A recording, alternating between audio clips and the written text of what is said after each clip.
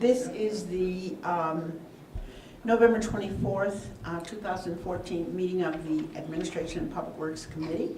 We do have a quorum. Alderman Grover will be joining us. She's running a little late. Can we have approval of the minutes of the regular meeting of November 10th? Move approval. Second. It's been moved and second. Are there any additions, corrections, or deletions? Seeing no lights, all in favor? Aye. Any opposed? Items for consideration. The first one tonight is the City of Evanston's payroll through November 2nd, 2014 for $2,645,921.30. Move approval. Second. It's been moved in second.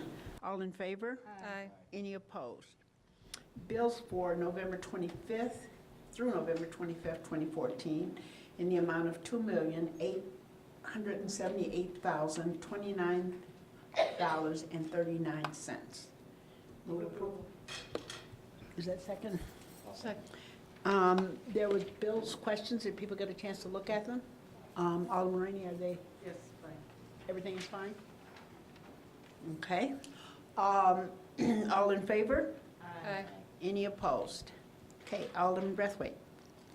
A 3.1. Thank you, Madam Chair. I'd like to move item A 3.1, the approval of the contract with ALAM Concrete Contractors, Inc. for the Civic Center Sustainable Parking Lot Reconstruction, and that's for action. Second. It's been moved in second. I see no lights. All in favor? Aye. Aye. Any opposed? Alderman Burrs?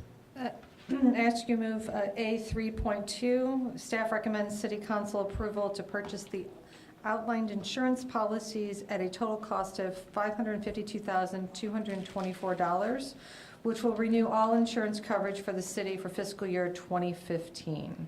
Second. It's been moved in second. No lights. All in favor? Aye. Any opposed? Alderman Rainey. A 3.3, approval of contracts for water treatment chemicals for purchase in FY 2015. Ulasco is for $192,330.40 for aluminum sulfate, also known as alum. JCI Jones in the amount of $35,292 to supply chlorine. Key Chemical, $133,011 to supply HFS acid, which is fluoride. Polydine, $23,120 to supply polymer. And Caris Corporation, $93,525 to supply blended phosphate. Total is $477,278.40. And Madam Chair, I move approval and just want to mention that this is a regular annual purchase. Absolutely. It's been moved. Is there a second? Second. It's been moved in second. Seeing no lights. All in favor? Aye. Any opposed? Okay, moving on to A 3.4. Approval of financial assistance through the Facade Improvement Program for Bangers and Lace. We do have a speaker, Nick, I think it's Nick Polish. Do you want to speak? You needed me to. I was just going to present a couple. Please come to the microphone. Yes, the last name is Podesta. I have a couple of pictures just to show out, to pass out for you guys to see of the facade improvements we're going to make it Okay. a little simpler to understand. Okay, thank you.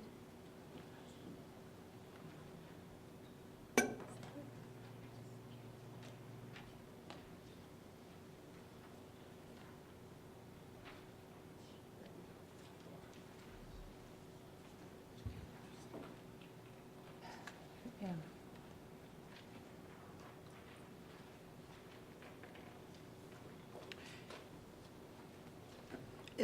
Are these in addition to what was in the packet from Yes. the, okay.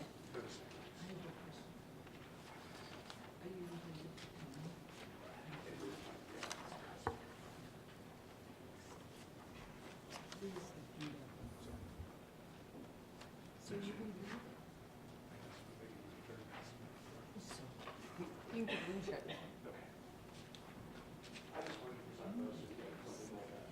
Okay, thank you. Thank you. Um,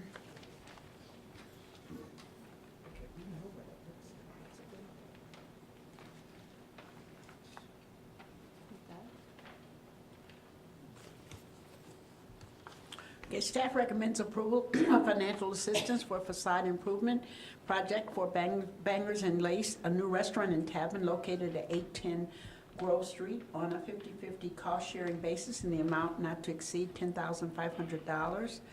These funds will come from the Economic Development Fund, the Business District Improvement Fund. Second. It's been moved and second. I see no lights. All in favor? Aye. Any opposed? All right, we have, Item A3.1. I know, I'm just trying to make sure we don't have speakers. That's it. Okay, go ahead. Thank you, Madam Chair. I'd like to move item A 3.5, approval of the service agreement for 2014 Certificate of Rehabilitation Program with the James B. Moran Center for Youth Advocacy. Staff recommends that the City Council authorize the city manager to execute a renewal of the agreement between the City of Evanston and the James B. Moran Center for Youth Advocacy to provide legal services for not less than 9 Evanston residents to secure certificates of rehabilitation in the amount not to exceed $30,000. Funded is to be provided by CBDG. Second. It's been moved and second. I see no lights. All in favor? Aye. Any opposed? Okay. Ask you move A4. Alderman Burrs? Oh, sorry. Go ahead and read it, and then we have a speaker. Okay. Okay. Resolution 83-R-14, authorizing the execution of an agreement to purchase property for a park and accept a dedication of land for the new Ashland Avenue extended roadway within the Emerson Square subdivision. Ms. Esther, want to speak on this?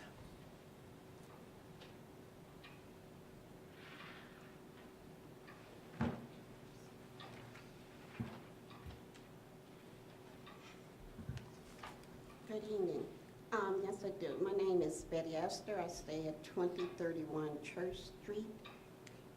This here is something you're purchasing, a park and the extended roadway, the street for Ashland that goes up into apartment complex.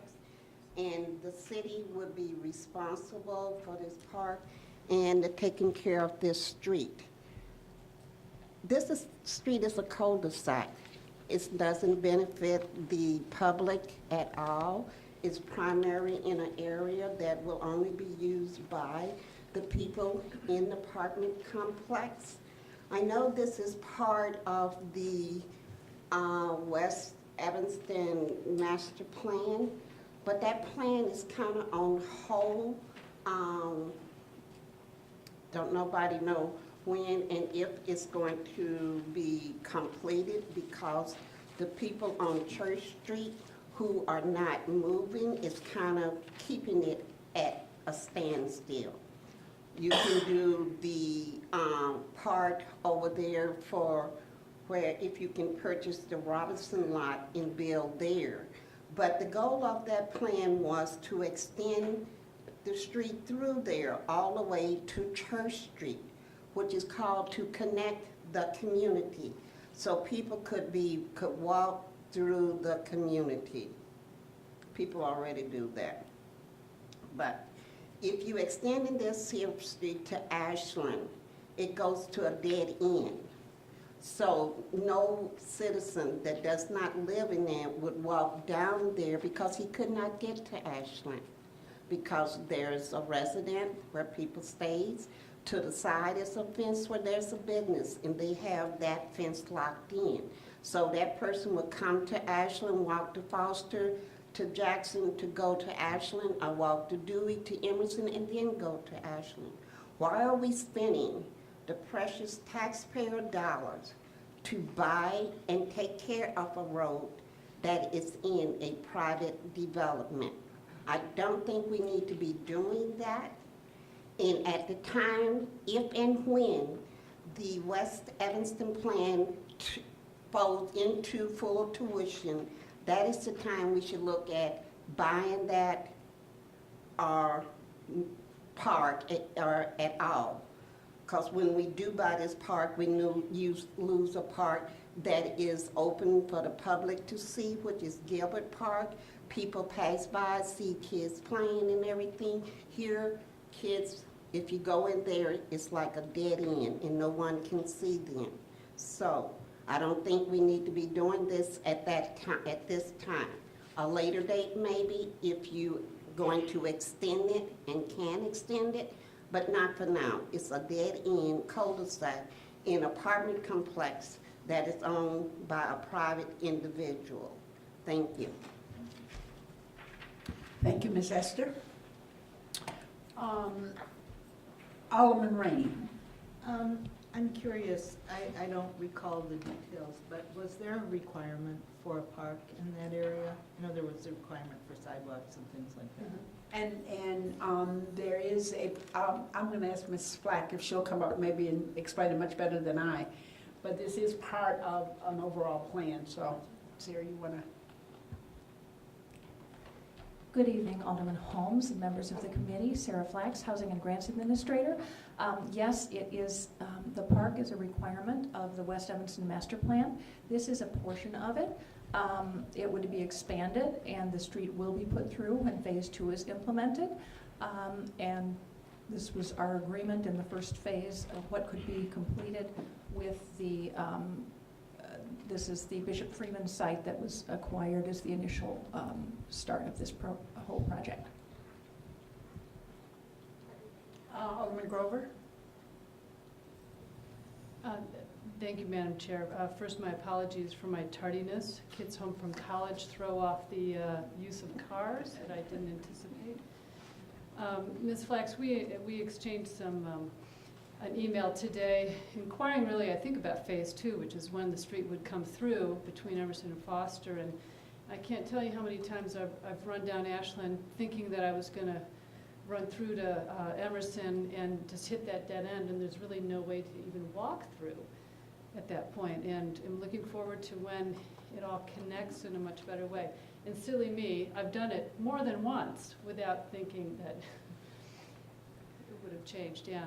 Well, it is a major objective of the development and of the West Evanston Master Plan, of course, to connect those streets, which always have been divided by that railroad right-of-way. The challenge which we are undertaking is the getting funds to acquire the needed property for the second phase, and also for the single house that is next to Jacob Lake. Yeah. So there are really 3 parcels that need to be acquired, and we're working on getting the financing for that. What are likely local sources of funding or likely sources of funding for it? Well, one of the things is low-income housing tax credits can't be used for property acquisition, and that's one of the most common sources of funding for this sort of, for the development of the housing itself. One of the considerations, which we're just beginning to explore, is to look to use a Section 108 CDBG loan fund, which the city is considering applying for acquisition. We're continuing to explore other sources, but acquisition is one of the hardest things to come up with, land acquisition. Well, thank you. I see no other lights. Just so that people know, if you haven't looked at the budget, the actual cost is $1. Is that the fee? $10. Just so that we know that that's the money that we're talking about. Of course, that doesn't include the maintenance of the road, but the actual dollar is $10. Just so we know. It's been moved and second. All in favor? Aye. Any opposed? Okay. Next is A5. And also, Alderman, you want to just hold up and let Ms. Esther speak on that? Sure. And then we'll go on that. You want, Ms. Esther, you You want? want me to move it so we can then? Well, we can, discuss? yeah, you can go ahead and read it. This is Resolution 89R14, amending the 2014 budget, not the one that we're in now, not next year's that we're working on later. Adoption of Resolution 89R14 amends the 2014 budget. The proposed amendment would increase FY 2014 general fund only budgeted expenditures by $1,622,053 from $89,012,485 to $90,634,538. It's, okay, all, I'm sorry, Ms. Esther, A5. That's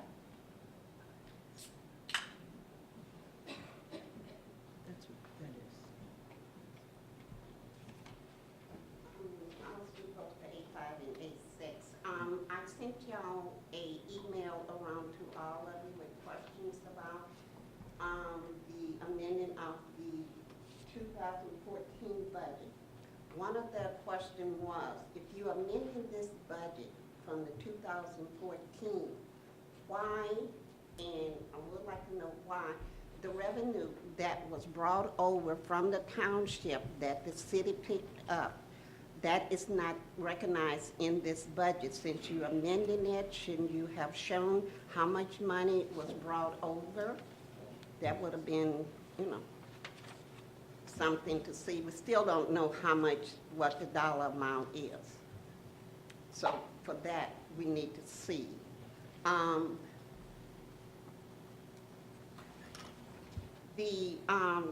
For the 2015 budget, and it was on a page, and I gave you the page, where it lists all of the funding items and everything, and you have an amendment that's in the council package. It's not on this package, which is resolution or something 14 that deal with the 2014, which talks about the different funds that has to be levied, the city, the IMRF, the fire and pension, the general assistant, and the library. But this chart that you have do not show a dollar amount for a levy that you says you're going to levy in 2014, but you're not levying it in 2015. And the IMFR is something that deals with the pension of the other employees. And I guess I'll probably be hearing that from Mr. Lyons, because Mr. Bakowitz, said that he would explain it. But I stayed at home as long as I could, trying to get an email to see if it was coming through, looking also for the decision of reference in Ferguson, Missouri, which the chief just told me they'll probably announce it by 8 o'clock tonight.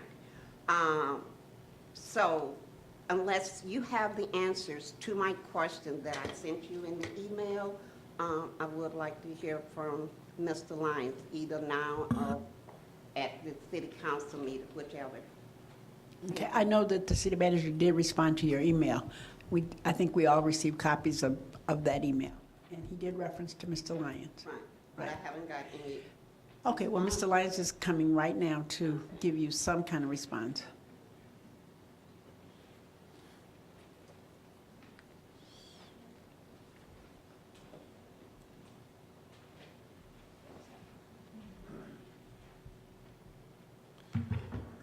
Good evening, Chairman Holmes, members of the committee, Marty Lyons, Assistant City Manager. In reference to Ms. Esther's questions, regarding the IMRF issue, the IMRF pension levy is broken out on the tax levy on which page? 50? On page 47 of the budget. So I'm not quite sure if that answers her question as she wrote it, because it refers to a specific page. But we do, on that page, show the cost of the general fund portion of the IMRF pension levy. And then we, I think, even state that water fund, sewer fund, economic development fund, they all pay their own portion of the IMRF pension levy because that's in their specific funds. But we do levy as a part of the general fund for IMRF, and then police and fire by regulation, we have to have the police and fire as separate agency trust funds, so they have their own levy. So we do break them out in the budget document. I'll talk with Ms. Esther and follow up with her. And then let me just, then the other question regarding, I believe, the township funds, the general assistance fund is listed on page 109, and it does not have a budget yet. We just completed the 4-month audit for the township that closed the township. It was dated in October, the letter from our auditors. I did have an accounting manager who left on the 10th of October, so that's coming to the council on December 8th. And once we have those final numbers presented and accepted, we can then answer the questions of what the specific fund balance amounts that came from the township to the city. If you look on the page I just referenced, it does have an amount of $540-some thousand that is a transfer from other funds. That is the transfer of what was left in the Township General Assistance Fund into the city's General Assistance Fund. You would also find a similar amount coming into the general fund from the town fund of the township when they closed. Again, we didn't have the final number to put in. We made an estimate on what those amounts are so that we could do the budget document. As soon as the council accepts the final township audit and places it on file, we'll make those adjustments. And we can also then back into a 2014 budget for the General Assistance Fund. It was newly created. It had did not have a full life, if you will, for that year. So this is a once-in-a-lifetime situation with the township, and we don't even have a comparable. We've had things from the council, questions from the council who said, can you give us a comparison? We don't have a comparison year until 2012-13. That was the last time we had a full year from which to compare. And I think we provided some information in budget memos along that topic. So again, I gave you the 2 page numbers where the specific information is regarding the township. One of the things that is not in the budget is the town and the assessment functions. The assessor's function is now inside the Administrative Services Department. You wouldn't see that as a breakout, but the Human Services Fund is the replacement for Community Purchase Services. And again, that is broken out as its own fund in the budget, and we would also, we will not have a amendment for that for 2014. That's a new fund. So a complicated situation. I apologize to Ms. Esther for not having the answer before. I don't even have it all written up yet. I'm still looking at some of the answers. So I will provide that to her in writing with the CC to the council. Thank you, Mr. Lyons. Any other comments, questions? If not, it has been moved and second. All in favor? Aye. Any opposed? Okay, that's A5, A6. Alderman Grover, you want to take A6 for us, please? Thank you, Madam Chair. Well, I move our recommendation to the City Council, Resolution 91R14, which is our budget for fiscal year 2015 for the City of Evanston in the amount of $265,110,667. Is there a second? Second. It's Alderman Rainey? Yes, Madam Chair, if members of the committee would look down at A10, you will notice that A10 is an ordinance setting forth the 2014 tax levy for the library. You will notice that there's also an ordinance for the City of Evanston tax levy, and then, of course, special service district levies. The library has taken upon itself, with our support, to be its own taxing body. I think it should be its own budget resolution, and therefore I'm going to move that the question of the fiscal year 2015 budget of the city of Evanston be divided and set apart a resolution for the library budget. If it's a big enough deal to have its own levy, I think it's a big enough deal to have its own resolution for a budget. And I would like to vote for the City of Evanston budget, but I have no intention of voting to support the 11% increase for the library. And I do not want to be made, after 30 years of service, to be forced to vote against the city budget because of the library situation, which I've never supported. Sorry. Mr. City Manager, do you want to make a comment? Yes, Madam Chair, members of the committee. The budget of the Evanston Public Library is no longer the purview of the Evanston City Council. The tax levy is purview. So if the budget resolution, Mr. Lyons, please confirm, the budget resolution does not include the library's budget. The tax levy is the only operative action of the Evanston City Council. So if there is a dispute with the budget, then I would encourage the council to vote against the levy. If the levy does not pass, the library does not have funding, and I'm going to support the 2015 levy for the library, or the 2014, and because we have to raise the money for the library. My point is, I'm sorry, my point is that the library budget should be a separate resolution and not folded into the city. I'm going to support. And it's not, Alderman Rainey. Well, where are we voting on the city, on the library budget? For administrative purposes. And the resolution itself has that. If I've made a terrible blunder, then let me know, but as far as I know, the library budget is attached to the city budget.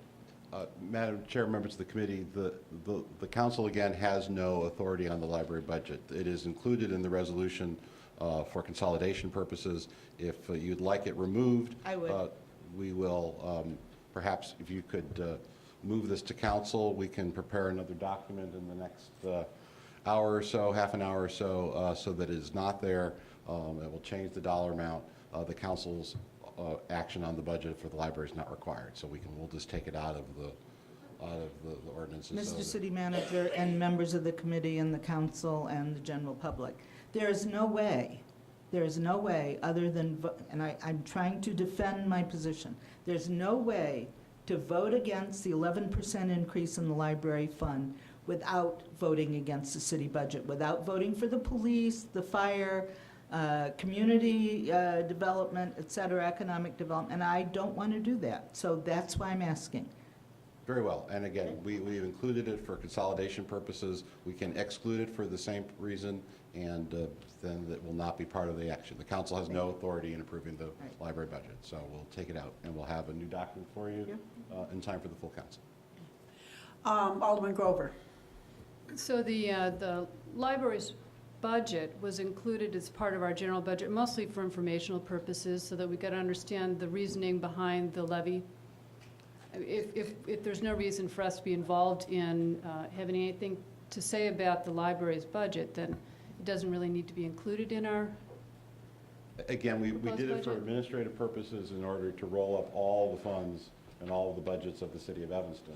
Mr. Right. Lyons also was reminding me that the police and fire pension funds should not be part of it, since the city council doesn't have a strict approval on that part. No, But it's helpful for us I totally to- disagree with that. If I It's may. not the library is its own taxing body.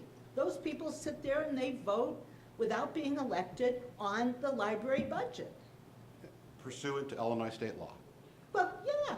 So we'll remove the. I give up on that one. I give that to them. Alderman I Grover. just don't want to, it would appear that we are responsible for the library budget because it's slid in and tucked in and for consolidated purposes, but it shouldn't be. That's Very what well, I'm saying. and we will remove it, and we will have a clean document for you at full Got no council. more fight for me. Does that answer your question, Alderman Gruber? Well, we could talk about the other issues another time, but Thank you. No. we'll simply remove it. All right. I have lights for Alderman Burris and then Alderman Rainey. Oh, So, okay, so, but the library budget issue, the extending beyond the state threshold, that amount, percentage, between that percentage and what the library is asking for, the city council does need to give their approval in order for the non-elected library board to use our home rule authority. So how do we pull it out of the city council making a determination if the unelected library board needs the authority of the elected home rule body? Am I making sense? And on Alderman this? Burris, it's a very simple answer to your question. Great, thank you. The simple answer is the city council does not approve the levy. But doesn't the library board need our approval, Yes. our home rule approval? That is correct. And how do they get that if we don't approve it? They don't. Okay, thank you. What happens in other communities when there are disputes, and unfortunately, in our research, we have discovered more than a few disputes between city councils and municipal library boards, is that if there is a dispute, those disputes are generally worked out until there is a levy that meets the satisfaction of the city council or village board. And so the authority that you have is to vote it up or vote it down. The library board is responsible for the budget. The city council is responsible for approving the levy. If the levy is not approved, there is no funding for the library.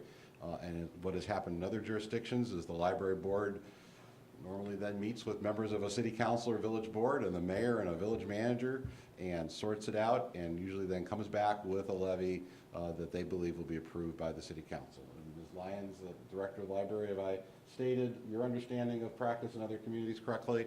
So if the city council is not comfortable with the levy, the city council should not approve it.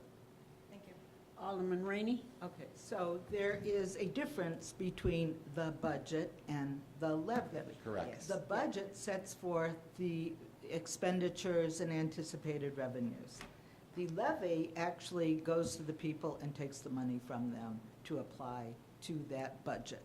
It makes no sense to have a budget if you don't have money to spend. And so That's if the correct, levy is that's not there, So- they have no other So major which comes resource. first, the chicken or the egg? The levy or the budget?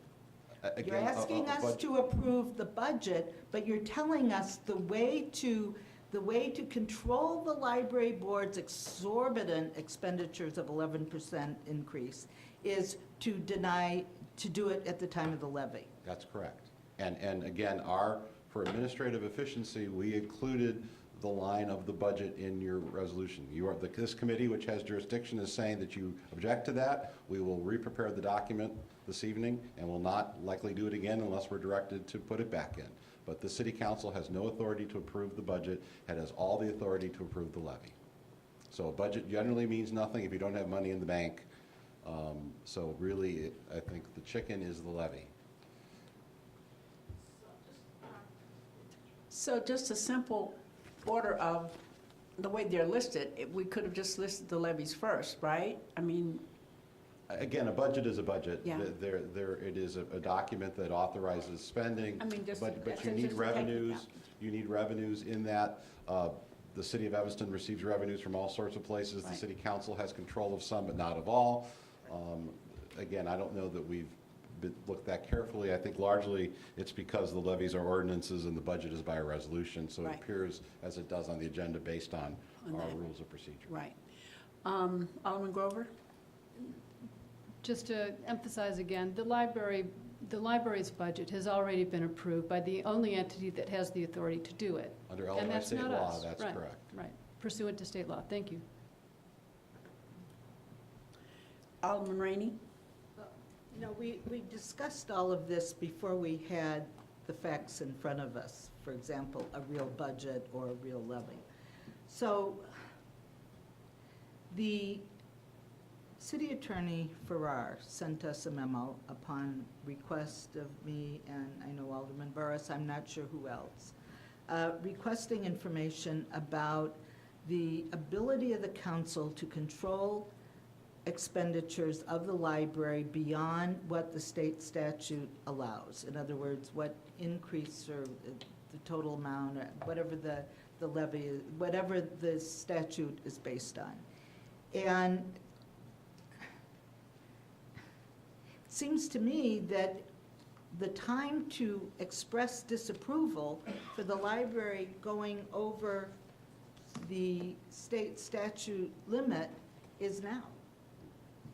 And so I'm having trouble, and I'm sure I'm the only one who doesn't understand, so I'd like a little more clarification. How do we send the message to the library board that, I'm not speaking for anybody else, that 11% is an unconscionable amount to increase any municipal budget by? Alderman Rainey, members of the committee, I think that by 5 votes against the levy is the message that says that this is not acceptable. If the levy passes, then the library has the resources that it's requesting, and the council is providing its authorization to move forward with that. Without adoption of the levy, there is no library. The lion's share, I mean, there are fees and charges, but the lion's share of the library's budget comes from the levy. Well, there can be a levy adoption of a lesser amount. Is that correct? Our understanding is that there is a document before you, and that the document is not amendable. But if it is defeated, then the library board has a decision to make. Either they operate without a tax levy, which I don't believe they can do, or they come back to you and they approve, under Illinois state law, a different levy, which is then presented back to the city council for its reconsideration, additional consideration, separate consideration, however you'd like to look at it. Again, Ms. Lyons and I have talked about this rather extensively. We have looked at other communities. There have been lawsuits aplenty in the state of Illinois between library boards and their municipalities, where the municipality has withheld the approval of the levy. Those have been court cases, and my understanding, again, Ms. Lyons, is that courts have basically said, work it out. And that in most places, it is worked out. If a levy or a budget is questioned, those discussions generally happen prior to the presentation of the documents back to the council. Well, I would like Mr. Farrar to explain his memo to us. I don't want to shut down the library. I don't want to sue the library. I don't want them to sue us. All I want them to do is be responsible, and I think we should have some control over that. And Alderman Rainey, you have all the control in the world. You By have all shutting the them control. down, I don't want to shut them down. No, Alderman Rainey, if the Evanston City Council does not approve the levy, the library board will have received a clear message that their proposal is not acceptable to the body that was required to approve the levy. And again, in other communities all over Illinois, when this has happened in the last 25 or 30 years, the library boards in those communities have reconsidered their request and submitted a different dollar amount. And my guess is, Alderman Rainey and members of the council, that if this body rejects the library levy, they will be back to you at your next meeting or at the earliest possible opportunity, because there is a deadline with Cook County to submit the levy. And if that deadline is not met, there will not be a library levy next year, and they will not have money. So I would guess that they would move rather quickly if the levy is defeated, if the ordinance before you this evening is defeated. Alderman Grover?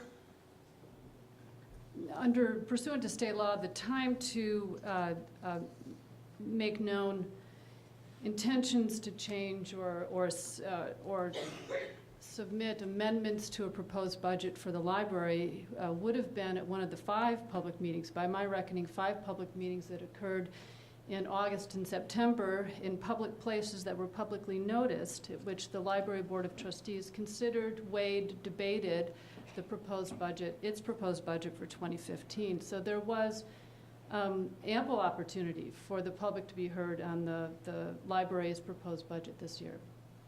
Okay. Alderman Rainey? I give up. I don't want to answer this. Alderman Burse? Yeah, I want to disagree with Alderman Grover about the time to make changes. The city council has to, they're ones that make the levy. The library board is not elected. The citizens have not elected that library board. And by all accounts, it's taxation without representation. Even if you hold a meeting, I can hold a bunch of meetings and can't come up with, bring a budget to the city council and say, would you please, pay for this extra whatever in my ward. I think this is a time to debate and say, go back, this is the opportunity to go back to the library and say 11% is outrageous. There are other things in this community. Do you not care about social services? Do you not care about human services? Do you not care about crime in this community? And the people I've talked to are only thinking about the library, and they're only thinking very narrowly. And so it is a responsibility of this council to think broadly. The library board only cares about the library. The library director cares about the library. Fantastic. But the 11%, that extra money, is only going to the library. It's not helping the rest of the issues in the community. And so, again, this is the time to send a directive, and it's not about shutting the library down. It's not about not having a levy for the library. It's about asking the people on the library board to look at the broader community and be responsible. It would be very interesting to see the socioeconomic makeup of that library board. Be very interesting.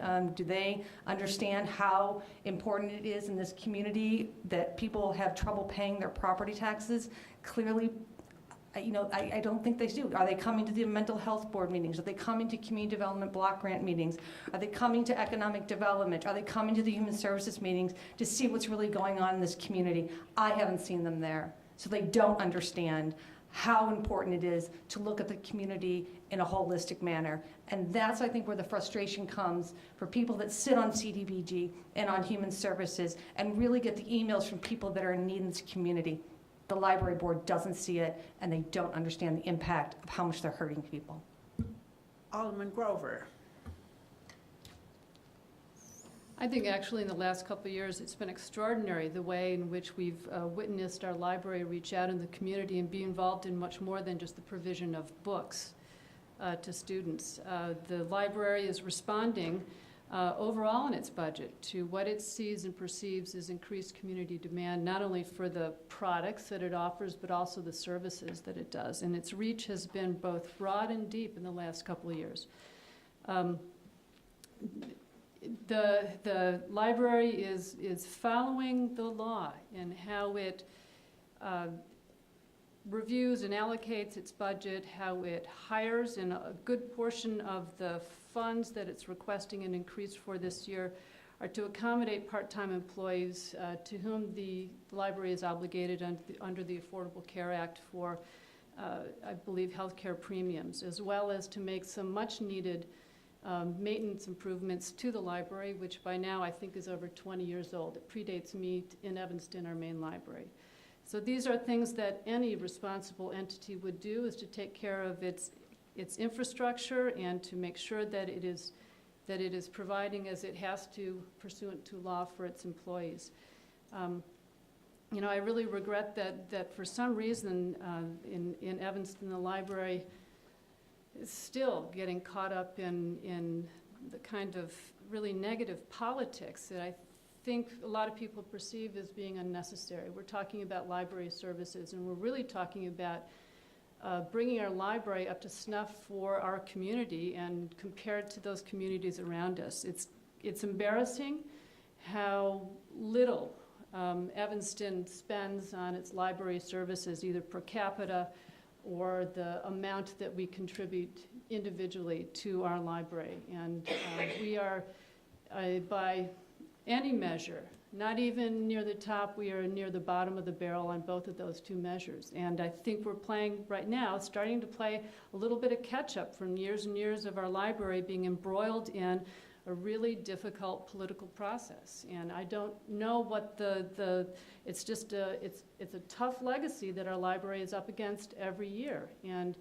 And our library, it's an interesting question, Alderman Burris, as to what would happen if our library were elected at large. How many residents would have the ability to fund a citywide campaign to run for library? And would our library board look like Evanston at that point? Or can we trust our mayor to make appointments to the library board of trustees such that that board looks like Evanston and represents Evanston's interests? And I know our mayor has, in the 5 years that she's been mayor, worked really hard at making sure that our library board of trustees has the right skill set and has the right group of people to make wise decisions on our behalf, and I trust them to do it. I have Alderman Rainey, Alderman Burrs, Alderman Brathwaite, and the mayor would like to speak. You know, Alderman Grover, you're the one who politicizes the library, so let's move on from there. First of all, the library board has far exceeded the state statute authority. Far exceeded, and that's what's upsetting me. If they were limiting their increase to the state statute, I'd be supporting it. We would not be having this conversation. Furthermore, this library is not an island. There are many libraries all around this community that we could all go to. This library does not have to be like every other library. This library has been a fine library. It's okay. Doesn't have to be the best. You know, every time I see the per capita spending on the library, I just yawn. I absolutely yawn, because that's not the only indication of a quality library. That's absolutely not. You can go to Skokie, you can go to Northwestern, you can go to a myriad of libraries. You can just go online and get stuff from any library. So our library doesn't have to be an island. It is not an island, and it shouldn't be. And so for us to be having this conversation and being spanked by you and told that we're politicizing the library is nonsense. Whenever you're talking about allocating resources, you know, I guess you are talking about politics, aren't you? And we do a really good job. Everybody's behind supporting the library up to the statutory limit. They're asking for 11%. That is outrageous when our city manager and this council is trying to keep expenses down. And they never came to us. They never came to Administration and Public Works and said, look, we're going to blow you out of the water with this budget. Let's have a conversation. Never. No, I didn't go up to Central Street to a library meeting, and I don't know how many of my constituents did, but I was elected to debate the budget. And this is the forum for which that debate takes place. And I think the library ought to stand up at this podium, whoever the chairman is, and withdraw this levy and this budget and say, let's come back in December and we'll pass the whole thing. And we'll all hold hands and sing Kumbaya. That's what I think they should do. Alderman Burrs? Alderman Rainey, part of what she said was exactly what I wanted to say, is that it's the beyond the state statute that's the issue. It's not about going up to the limit of the state statute. It's using the authority of people that are elected to use that piece. That's the issue that I have, is that over and above. It's really concerning. And again, it's about being fiscally responsible. I've been fiscally responsible on this council for nearly 6 years. It's what I ran on, it's what I believe in, and it's why we are in the situation we are finally on this council, is that because there were people like me and like Dolores and like Ann and others saying, and the mayor saying, we need to be fiscally responsible in this community. That's why we are in a state that we're actually balancing our budget. We have a little bit of surplus because we made hard decisions. We said to many departments, you need to cut 3%. We had to lay off people. We had to bring back services. And so it's so insulting after we worked so hard and we laid off people and we've struggled to make things better in this community financially. We've done economic development work here to bring in more revenue. For a non-elected board to come in and 11% increase after the sacrifices of people that have lost their jobs, do they not care about that? Do they not care about all the other programs here? That's the frustrating part. And that's why I think that the levy, the state statute, fine, but that over and above is just fiscally irresponsible. So it's not about being political, it's about getting us back in order. I know many people in the council keep voting over the years for spend, spend, spend. I think there was a recent article in The Economist about too many municipalities, particularly in the US, it's about tax and spend. We shouldn't be doing that. we can't be doing that, and many of us have worked so hard to get us to a good place. And why are we doing this now? Allowing the library to do 11% is beyond. Alderman Brathwaite? Thank you, Madam Chair. I just wanted to respond actually to some earlier comments, and thank you very much, Alderman Burrows. Although I can't answer and address all the things that you said, I can at least speak to the outreach efforts of the Evanston Public Library as it relates to the Second Ward. And I do see members of the board and the director, people who've been to a number of ward meetings. So I just want to offer that into the conversation, that they have been very present at my ward meetings over the years, multiple meetings, sharing their services. I will also say that I know for a fact that the Evanston Public Library reaches out to a very broad demographic, and I think some of the services that they house are services that are important not only to me and other members of the council, but also to the Second Ward. The fact that they house the employment services, after recently that office closed, they also house services that help support workforce development. That is one of our top priorities in town. And in addition to that, through other tenants who rent space and occupy space like SCORE, they've really, I think, done an extraordinary effort to represent a broad spectrum of town. I think one of the things that I've received in one of the budget memos is just a breakdown. It helps me sometimes to understand the numbers and how it will have an impact to Evanston residents. So one of the documents that I've received, and it hasn't been confirmed, but so for a house valued at approximately $100,000, we're talking about a $7 assessment for the services. But in where's the other that documents. house? Where's that house? Well, I would assume it's a condominium or whatever. So again, it's just the information that I have at hand, so I thought I'd share it. And then for the estimated median price home at approximately $360,000, which we know there are many houses, we're talking a levy approximately around $25.31. So I think the issues that I've heard that I'm kind of curious, and again, I don't think we'll get to those answers, is to see how they fare with the other city services broken down by department, but that's a whole other conversation for a later date. Again, just wanted to share that. Thank you, Alderman Burrs. Mayor Tisdall?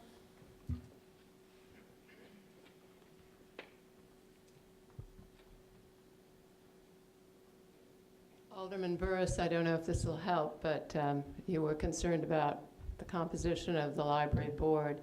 As you know, one of my goals has been to have diverse boards, and the library board has 2 African Americans, 1 Asian, one woman whose mobility is impaired, and there was 1 Hispanic on the library board, and he resigned, darn it, for his job requirements changed, and so he had to leave. So we do have a board that does, I hope, represent the community. Well, I want to be clear. It's not about ethnicity. It's about socioeconomic.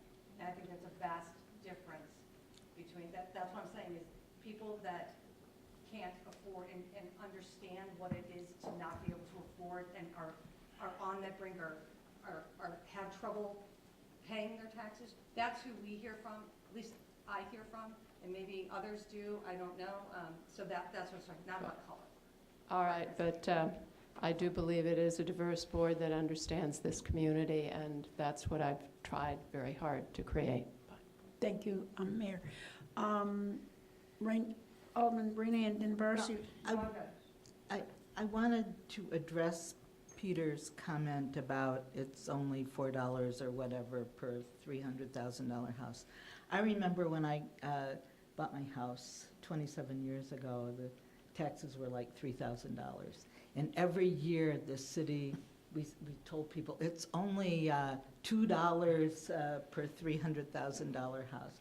When I sold my house last week, other than the appeals, the taxes would have been $17,000, and that's based on only $1 per 300. It adds up, believe me, it adds up. It's cumulative and it hurts people. And if people can't pay all their taxes, then there's foreclosure issues, there's people buying your taxes, if you're paying slow, you're paying interest rate, which makes it all the more. We've got a 10-cent water rate in this thing. I'm going to move, after we finish beating this to death, that we reduce that water rate increase to 5 cents. There's no difference between the 10-cent water rate increase that we're all, in pain over and increases in the past on garbage, et cetera. The library is not special. It's another public service. And public services, the services you described by the library have been being offered without this 11% increase. They can do it with 5. They can do it with less. They don't need 11%, and they shouldn't get it. I don't care how wonderfully they spoke to your ward meetings. It's 11%. There's an economic issue here, and it's a difficult one. When you add that 11% and the 10% water rate and then this and the that, it all adds up. You don't know what the schools are going to do. You don't know what the county's going to do. It's just very painful for some people. It really is. And even, if you can find the $100,000 house, I'm sure it's a little condo on the south end, maybe a studio in somebody's basement that leaks. Maybe or like Alderman Burris said, maybe there's a garage, that's being, texted, It just all adds up. And it's an increase that doesn't have to take place. It's not like the police lost all their bulletproof vests and we have to get replacements. It's something that they can do without for a year. They can do without it for a year. Or they can raise library rates. Maybe they can do that so that the people who go to the library could pay the 11%. I don't know. It's a public service. We all ought to have access to the library. But 11% increase is too dear a price for access to this library. Okay, I see no more lights. I just want to say timing, because I think that we got into this because of the timing now, and as we look at and think about the budget and the request that every department do, just 3%, that I think that we get caught up in all of that, and I think that we have to remember that 11% rings hard with some of us as we make decisions, sometimes hard decisions that we have to make, but it's all about timing.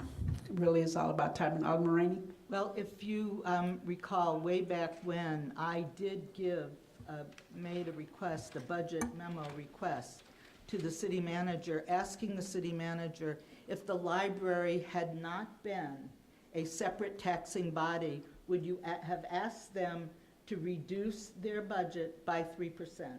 And his answer was, yes, I would have. Mm-hmm. So we need to chew on that for a minute, because just because they have this unfettered authority to charge us whatever they want doesn't mean that they should be doing it. Okay. Financial responsibility says that they shouldn't. So anyway, Madam Chair, it's going to be, but I have a motion now. Oh, okay. Okay, so I don't know if there was a need for the motion to be voted on to separate, to divide the question of the resolution. We don't, they're going to bring that to council. No, but I don't know if I think maybe. I think the direction, Madam Chair, Alderman Rainey, the direction from the committee is clear. We're preparing an amendment to the resolution, which we'll walk on at the council meeting. All right, thank you. All right, then I have a motion. Okay, Alderman Rainey? Madam Chair, I have similar concerns as you do on the matter of the water rate increase. And I would like to move to reduce the water rate increase to 5% versus 10%. Would that be better at council? Well, we're having a committee meeting. Oh, okay, no, I'm just asking. We can share the amendment with the council. Oh, okay, I guess. I don't know why this is here if we can't amend it. Well, Alderman Holmes, members of the committee, the water rate increase is not before the committee this evening. It's on for full council action. Certainly, the chair can ask that the item be pulled from consent and share that there was a concern. I think that's probably sufficient, and I think that your colleagues So could we'll just then take it off of the discuss that. consent agenda, and then, And then say that it was raised as an issue in committee. Absolutely. And then see what the colleagues say. We'll work on, clearly, a reduction in that increase means that needed water and water repairs will not occur next year. So But we'll A6 is the resolution, 2015 budget, City of Evanston. It's on the Administration Public Works agenda. Alderman Holmes, members of the committee, my request would be that we would go forward if the council chooses to decrease the adjustment for the water rates. We would then come back to at a later point to amend the budget that you would adopt this evening. Because all it will mean is that there'll be less critically needed capital improvement projects done next year. We'll need some time to sort through which projects will not get done because of that, and we would come back to you at a future meeting. Why is this on our agenda if we can't discuss it? It is, A6. it has been, A6, look at A6 on the blue thingy, blue. A6 is resolution. Alderman Rainey, members of the committee, I'm not saying that you can. I guess as the city manager, I'm making a recommendation that the way you would handle this evening would be to pull the rate increase off of the agenda. We are not prepared this evening to tell you what amendments we would make to the budget if that revenue is not there. We would come back to you probably the first or second meeting in January to amend the budget you would adopt and let you know or offer you some options, because I think there'll be some parts of the community that will get capital improvements and other parts won't. We're not prepared to make that recommendation tonight, but if you, again, so coming back to the library discussion, if the money's not there, we can't do the projects. And so we would come back to you in January and say which projects we were not able to work on next year because that money's not there. so we're not cutting off discussion. When you put a budget before a council for voting, you don't assume that it's going to be voted completely in support, da-da-da-da. Yeah, I mean, there's a reason for it being before a public body to debate and vote. I mean, may vote up, vote down, amended. Absolutely. And I guess I'm asking for the courtesy of the council this evening to allow us to come back to you with what would be changed. But it sounded like you didn't understand that the resolution was on the agenda. No, but it is $1 amount on that resolution. We would rather come back to you with an impact of what that is before it is amended. The page, hold on, let me just pull it up. And the specific agenda item for the water rate increase is A11. Right. But that's not what Alderman Rainey is referring to. She's referring to the budget, the final budget document, and there is one line on that which would be the amount of water. There's the water fund at $32 million. So we would have to come up with a number that would subtract out 5% of that, or come up with alternate ways in which that money would be spent. So either additional debt, and I'm asking for the courtesy of the council to deal with it just as if you deny or adjust the rate increase, we will then come back to you and perhaps offer you some options as to what is not done. Because I don't believe it's necessarily our prerogative to say that the 8th Ward doesn't get a water project next year because that's changed versus the 5th Ward versus the 2nd Ward. That's life, isn't it? I mean, whichever, it seems to me that the decision would be made, whichever was the most critical. And I don't believe that we can give you that answer this evening. So I would request that Alderman Holmes, when this comes up at full council, the issue regarding the rate, if the rate is not adopted at 10%, we will then come back with an amendment to the 2015 budget to take that out. Right, and that's. It's not the only way to do it, but it is the way I'm recommending. Okay. Or it might All go right. miserably and you won't have to adjust anything. Alderman Grover. Is that okay? Okay, so we will remove this from the consent agenda when Alderman Rainey is presenting it. Okay? All right. I think I know where I am. I think we're at A7. Is that correct? I'm not sure. A6. Well, we can't do anything because they're going to come back with an amount. We're passing on to city council. Passing it on to city council, that's what we're saying. We're not going to vote, we're passing on to city council. Cool. Want to read A6. item A7? A7. Okay. Who's up? Is it on me? Yeah. Okay, ordinance 148-0-14, amending Class P liquor license, allowing for sale of alcohol in containers in volumes of 200 or greater. The Liquor Commission and Commissioner recommends that we adopt this ordinance, which amends Evanston City Code of 2012 subsection 3-4-6P to permit the sale of alcohol in containers with volumes equal to or greater to 200 millimeters for an off-premise consumption, and suspension of the rules is requested for permit introduction and action by the council tonight. Second. Alderman, I don't know who came first, Grover or Rainey? Oh, I did not indicate. Pardon me? I did not indicate. Okay, Alderman Rainey? All right, I think the 200, is it milliliters? Milliliters, I liters. think it's about a cup, is that right? Oh, I don't know. Is that right? Cup? About a third of a bottle of wine. About a And the cup. experts? It's about a cup, right? 8 times 3 is 24. No, it's a cup. It's a cup. Sir, are you the gentleman with these groups? No, I'm not. It's a cup, right? I think it's about a cup. Madam Chair, members of the committee, we have a representative from Few Spirits here who can tell you about 200 milliliters. A cup? Yes, I'm Todd Paul, Hi, John. one of the partners in Few. Is Yeah, it a so cup? 200 milliliter is a full size is a 750, and so it's 200 liters, quarter of that basically. Okay. So- Is it a cup? About a cup? A little How bit many more than a ounces? cup. How Give many me an ounces? Give me ounces. Oh, I calculated it's about a cup. okay, yeah, Okay, it's about a cup, yeah. right.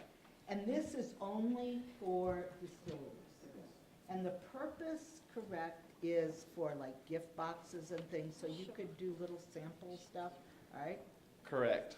But are you going to sell one of these? I mean, I have no problem with doing like an array of different kinds of booze in a gift box. But I am really concerned that, and I have no concern about a distillery doing this, really. If you're going to be selling it like that, in a, like Liz explained in the hearing. But I do have a concern that somebody can walk into your store and buy a cup of booze. Because, I mean, most places don't allow the sale of the little teeny liquor bottles. And for your information, Alderman Rainey, is 6.7 ounces, which is not even a cup, because 8 ounces is a cup. I know it. Okay. Well, it's about 8 ounces. And, What, 6 and 1 ounce is a cup of spirits. If you drink 6 ounces of spirits, you'd be. So what's Be a real the problem. deal? What's the deal with that? You gonna sell them singly? Yeah, the intention would be able to, well, I think the way the law is written, that we would have anything above that, so we could sell them as individually or as packaged. The intent is to be able to give consumers a smaller, instead of paying $65 for a full bottle, to give them some access to the product at a more entry-level price, so to speak. I think it should be 3 or more or something like that. I just really, I mean, there's nothing to keep anybody from coming in and buying one of those little bottles, right? Correct, yes. I was surprised at the Liquor Commission's hearing. Is that funny? I'm surprised at the Liquor Commission hearing that there wasn't more discussion about this. I love the gift basket idea with several different varieties, but I don't love the idea that you can buy one little bottle. And Alderman Rainey, when you say that they're closed containers, right? So, Well, have you ever been to a really tacky liquor store? I'm afraid not. So let me tell you, behind the counter, I've been to a liquor store. behind the counter, they have these little teeny bottles like they have on great liquors, and you can buy one, and now granted, they're like 98 cents, I think. I've never bought one, but and my concern is that we're We're doing so much radical stuff with liquor. I love it. I love all the licenses we're giving. I love all the purchases that are being made. But I thought this sort of went off the path, sort of. Well, and the reason we did the 200 was so the 50 ml is the more traditional, what you see behind the cheap liquor stores, where it's like one drink effectively. The reason we did the 200s was to kind of get over that hurdle of, because that's a lot of alcohol. How much will it cost? So we haven't figured out pricing. We haven't gotten that far down the road, but somewhere between $20 and $35. Well, Yeah. maybe not. Maybe. Yeah. I mean, I read that. Yeah. But anyway. Because the law is written to where we can. I think it's great that you're being innovative. I like that. I really do. And you're right. I mean, to buy somebody a bottle of your stuff for Christmas, it's over $60. Alderman Grover? Thank you. Remind me of your name again. I'm Todd. Todd, hi. What's the standard container size? Is 200 milliliters the standard container size? 750 is the standard in the U.S. Are there other standard containers between? 50 is the other standard, which is that you're the looking to use. What's your standard container size that you're? 750 750. is the big bottles. Right. And what other standard container sizes are you looking to use? Right now, just something over 200, something to kind of minimize the barrier. Something, but you don't have a specific container already, Well, there's a 200 milliliter bottle that looks just like our big bottle.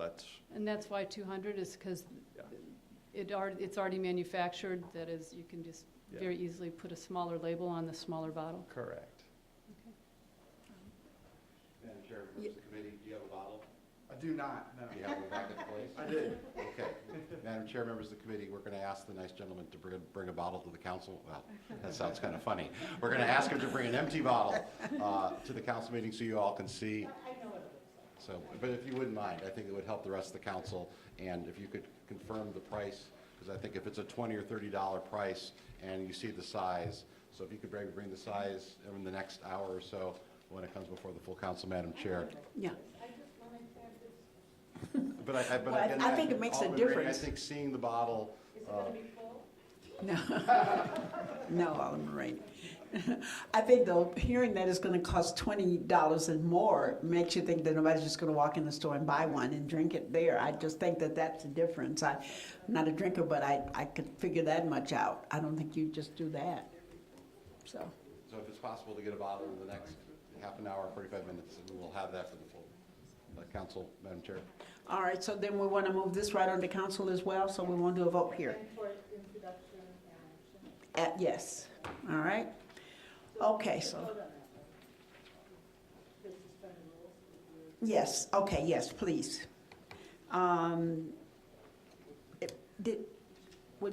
It's been moved, is there a second? Second. All in favor? Aye. Any opposed? All right, that is our last item. We have no other communications. Motion for adjournment.